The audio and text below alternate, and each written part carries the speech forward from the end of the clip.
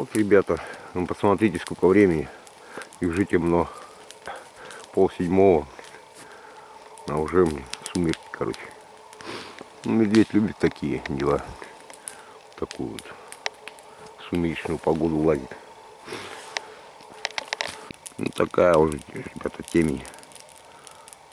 Сидим, отдыхаем.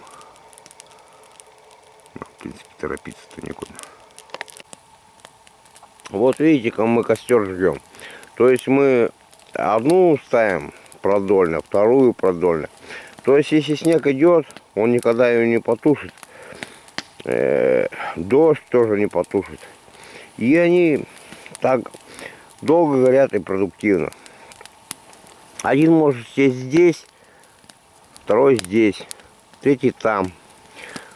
Костер на троих. Ну вот, таежная практика, таежный опыт. Не то, что там на диаках люди рассказывают, показывают то, что не знают. У нас одно дерево, вот эта сушина и 2 сырины, то есть валежины. Ну, вот. Ну, красавчик, просто красавчик. Костер. Вот, ребята, и утро. Время видим сколько.